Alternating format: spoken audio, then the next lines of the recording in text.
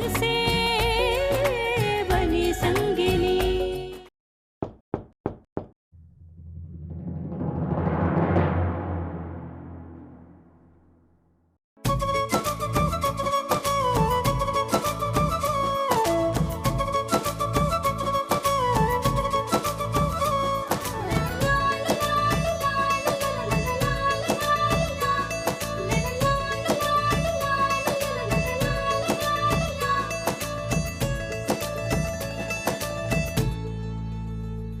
आएगा भी या शर्माते ही रहेगा?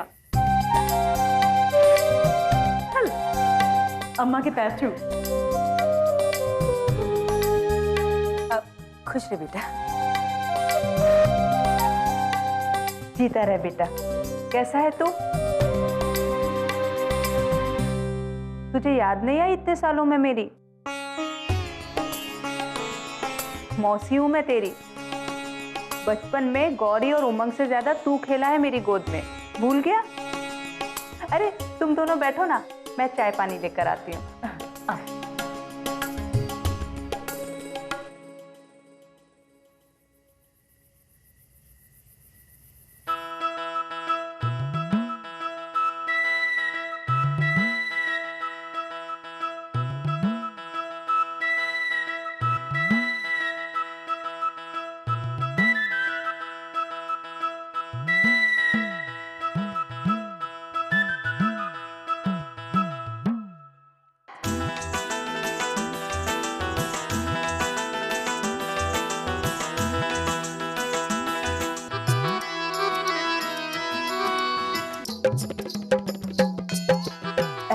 रीमा, ये तो तेरा बेटा लग ही नहीं रहा है।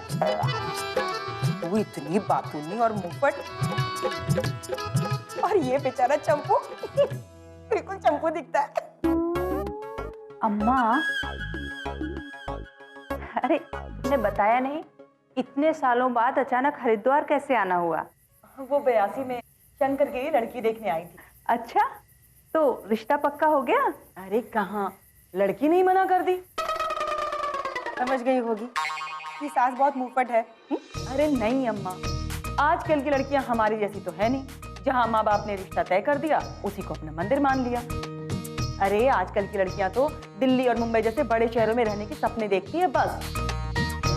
लेकिन मेरे चंपू के ख्यालात आजकल के बच्चों से बिल्कुल अलग है अम्मा।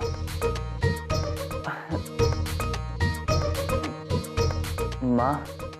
हाँ शंकर, मेरे शंकर को तो सीधी सादी लड़की पसंद है। भले ही वो कम पढ़ी लिखी हो, लेकिन हमारे साथ आराम से मेरठ में रह सके। और वैसे भी मेरे और मेरे पति का यही तो एक सहारा है। वहाँ इलेक्ट्रिसिटी बोर्ड में गवर्नमेंट की पक्की नौकरी है इसकी, और अपना घर भी है। अब ये सब छोड़ के इतनी महंगाई में हम कहाँ जाएंगे? तू इतनी चिंता क्यों कर रही है रीमा? देख लेना, बहुत जल्द मनपसंद रिश्ता मिल जाएगा हमारे शंकर के लिए। मेरे मन को तो गौरी ही पसंद थी। याद है तुम्हें सुनहरी, जब ये दोनों छोटे थे तो हमने इनका नाम गौरी और शंकर यही सोच के तो रखा था कि जब ये दोनों बड़े हो जाएंगे तो हम इनकी शादी कर देंगे। लेकिन गौरी ने तो बड़े होते ही कह दिया, मैं अपनी माँ की बेटी नहीं बेटा हूँ और मुझे नहीं करनी शादी वादी। पर जो भी हो, हमारी गौरी है बड़ी प्यारी। बस ये वो दिखाई नहीं दे रही, कहीं गई है क्या? इतनी रात को कहीं बाहर गई है? हाँ, बस आती ही होगी। दुकान तो टूट गई है ना तुम लोगों की? सुना है उसकी नौकरी लग गई है। हाँ हाँ हाँ, नौकरी लगी है। यहाँ एक बहुत बड़ी हवेली है, वहीं उसकी नौकरी लगी है। तनख्वाह भी खूब है और इज्जत भी। वैसे तो जल्दी आ जाती है, लेकिन आजकल वो नवरात्रे चल रहे हैं ना, इसलिए शायद देर हो गई होगी। बस आती होगी।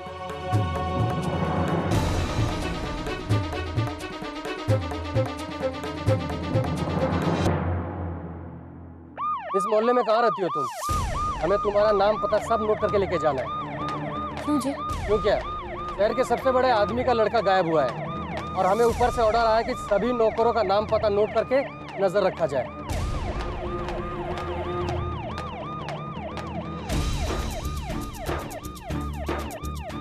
दीदी पुलिस की गाड़ी में सुनहरी काकी, सुनहरी काकी, सुनहरी काकी,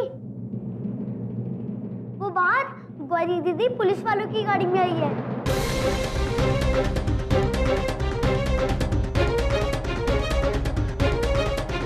और बहुत सारे पुलिस वालों के साथ।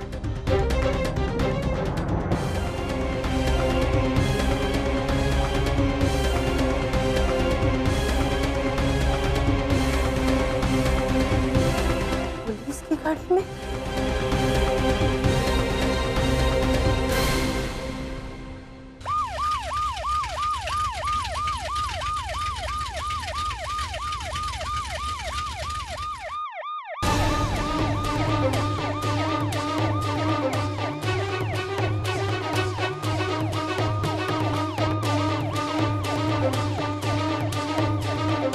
जी, मैं यहीं रहती हूँ, ये मेरा घर है।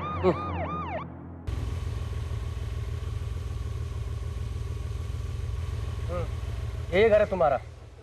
जी, मैं यहीं रहती हूँ। ठीक है, आप घर जाइए, जरूरत पड़ने पे हम आपको बुला लेंगे।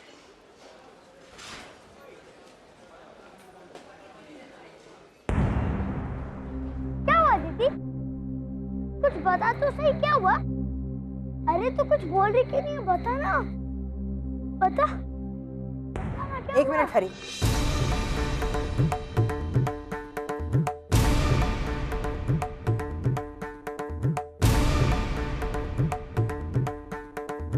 ये क्या नया तमाशा है? एक दिन नहीं हुआ तुझे नौकरी शुरू किए हुए और उस राज रानी ने पुलिस भेज दी मोहल्ले में। मैंने तो पहले ही कहा था, बड़ी हरामी औरत है वो। चोरी चकारी का इल्जाम लगा दिया ना तुझ पर। हाँ? बोल। चुप क्यों है? आखिर बता तो सही, बात क्या है? अम्मा, अंदर चलकर बात करते हैं, यहाँ नहीं।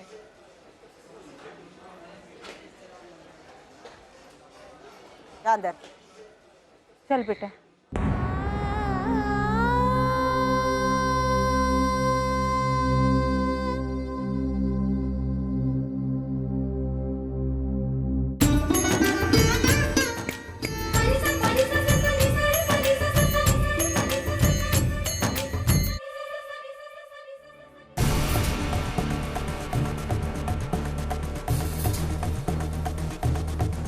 आप जिस नंबर से संपर्क करना चाहते हैं वो इस वक्त उपलब्ध नहीं है।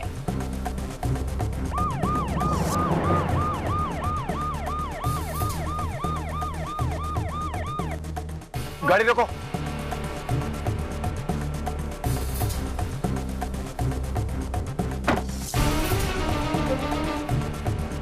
भाई साहब, आपने इनको कहीं देखा है?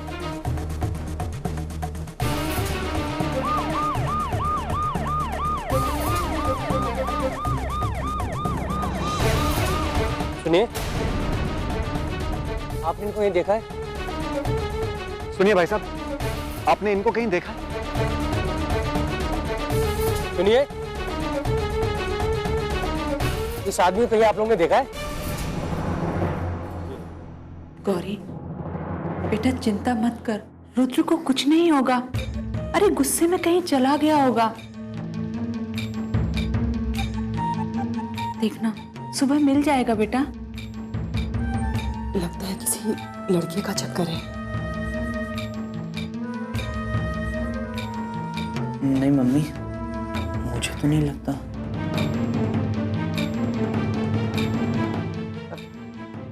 अरे तू चिंता मत कर बेटा, ये पियक्कड़ लोग होते ही ऐसे हैं। अरे नशे में इधर उधर पड़ा होगा, सुबह होश आते ही वो चला जाएगा अपने घर। तू उसकी इतनी चिंता क्यों कर रही है? उसके परिवार वाले हैं ना, उसकी फिक्र करने। तू जा अंदर, जा जाकर आराम कर, बहुत थक गई होगी। जब देखो अपने दोस्तों के लिए परेशान हो जाती है।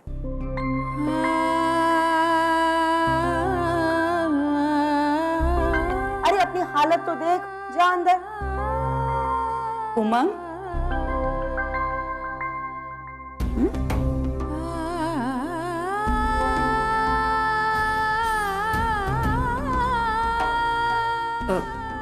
सुनहरी, तू गौरी का ध्यान रख। हम लोग भी अब निकलते हैं, वैसे भी रात काफी हो गई है।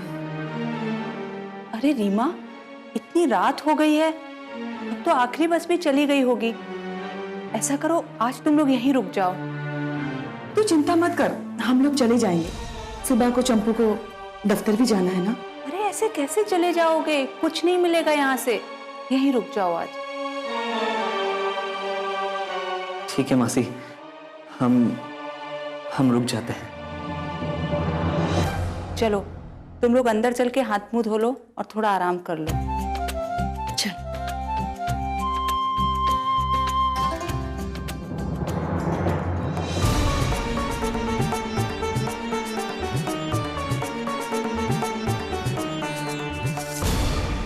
पता नहीं ये रुद्र कहाँ चला गया। अक्सर वो गौरी के साथ रहता है, इस बार तो उसे भी कुछ पता नहीं है। केतकी, रत्नेश ने जो कहा, कहीं वो तो सच नहीं? पीहू की शादी सही सलामत हो जाए, इसलिए जानकी और कृष्णकांत ने ही रुद्र को गायब करवा दिया हो। माँ जी, अगर ऐसा होता तो प्रतीक खुद क्यों होता पुलिस के साथ? मुझे नहीं लगता कि इसमें उन लोगों का कोई हाथ है। तू चुप रह। इन सब पैंतरेबाजी को तू नहीं समझती, इसलिए अपना मुंह बंद ही रखे तो अच्छा है।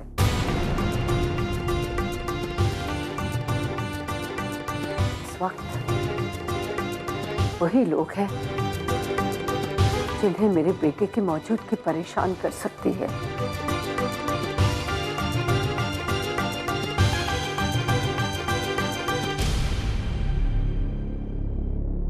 अगर मेरे बेटे रुद्र को कुछ हो गया तो इसके जिम्मेदार सिर्फ और सिर्फ वही लोग होंगे। मैं अभी जाके उनकी खबर लेती हूँ। राजानी जी, कहाँ जा रही हैं आप? अपने बेटे का पता लगाने। अब तो मुझे भी लगने लगा है ये सब कुछ जानकी और कृष्णकांत का किया धरा है। राजधानी जी, आप वहां नहीं जाएंगे। कृष्णकांत ने पूरी मीडिया के सामने शादी की तारीख अनाउंस कर दी, और अगर इस वक्त आप वहां गई बहुत बड़ा इश्यू बन सकता है। तो आप पीयू के घर नहीं जाएंगी, आप समझ रही हैं ना?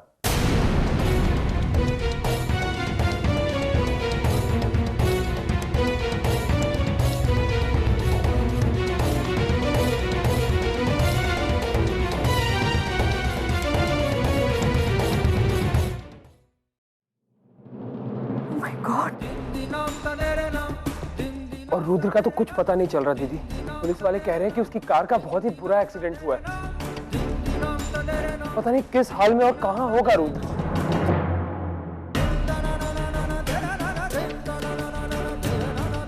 दीदी, तुम सुन रही हो ना मैं क्या कह रहा हूं?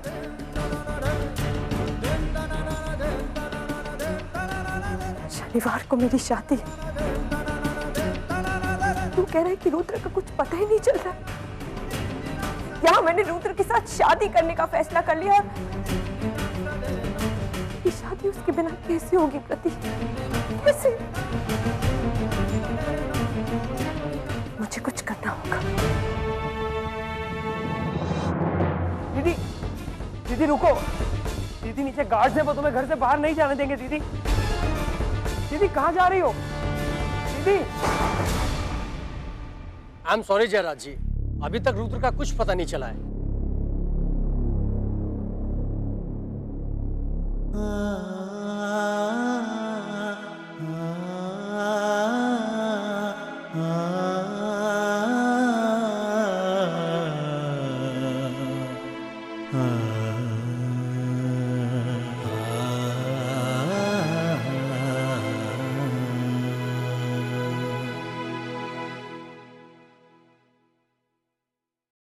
चला गया बेटा तू अचानक। देख, अब ये लुक्का छुपी का खेल बंद कर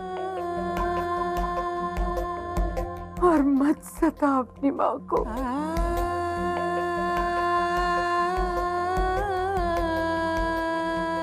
मैं जानती हूँ तू समझता है कि हम तुझसे प्यार नहीं करते। नहीं बेटा, ये तेरी गलतफहमी है। देख, तेरे मगर क्या हाल है तेरे परिवार का।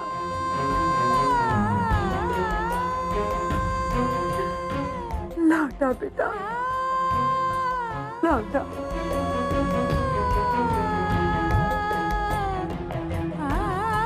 जल्दी घर लौटा बेटा।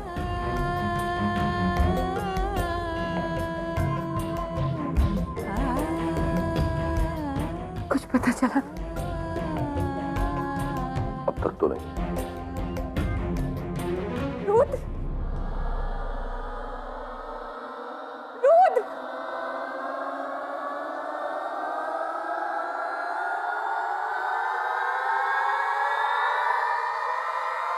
पीहू,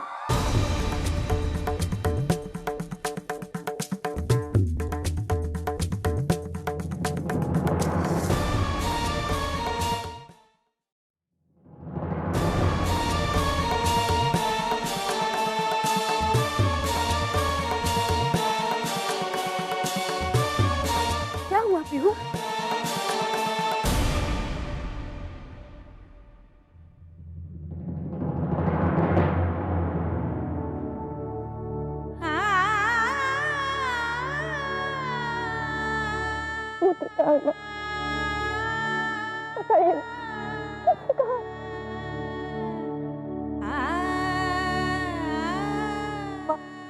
शनिवार को मेरी शादी है।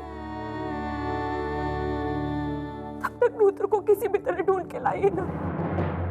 बस करो पीहू, होश में आ।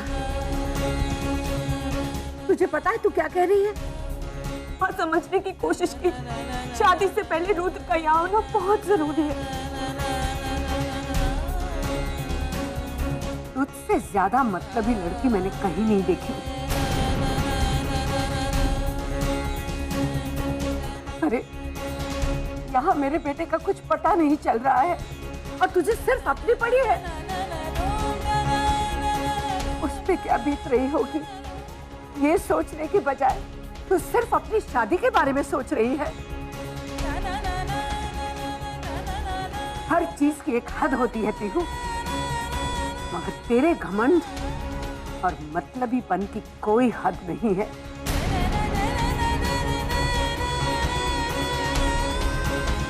अरे तू तो क्या, तेरा तो पूरा खानदान ऐसा है। अरे जाके पूछ अपने माँ बाप से कि उन्होंने कहाँ छुपा रखा है मेरे बेटे को।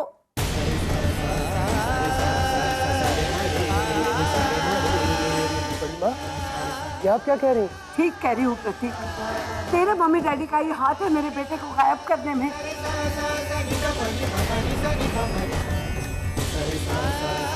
ये सोच के कि रुद्र फिर से कहीं पीहू और अभय की शादी में अड़चन न डाल दे, लेकिन वो नहीं जानते कि उनकी बेटी सारे रीति रिवाजों को भुला के शादी से पहले मेरे बेटे के लिए रोते हुए यहाँ आई है।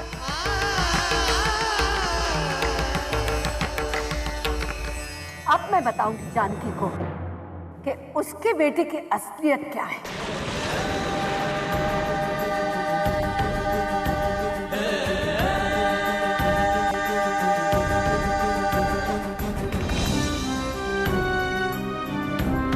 चल माँ, चल। बड़ी माँ प्लीज रुक जाइए, मम्मी बहुत दुखी हो जाएंगी। बड़ी माँ, माँ जी सुनिए, रुक जाइए प्लीज। बड़ी माँ, डेकोरेशंस बिल्कुल वैसे ही होने चाहिए जैसे आपने गुप्ता जी की बेटी की शादी में किए थे। हाँ, सब सामान आ गया ना, कुछ रह तो नहीं गया? खर्च में हमने कोई कमी नहीं रखी।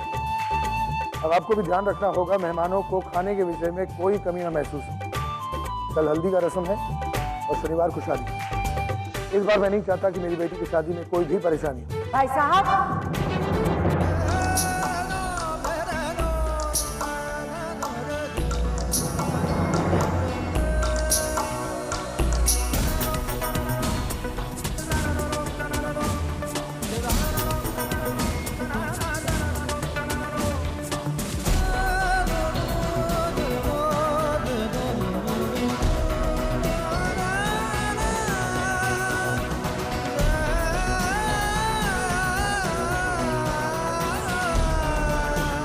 शादी की तारीख तो आपने तय कर दी, पर शायद अपनी बेटी से ये पूछना भूल गए कि ये किससे शादी करना चाहती है।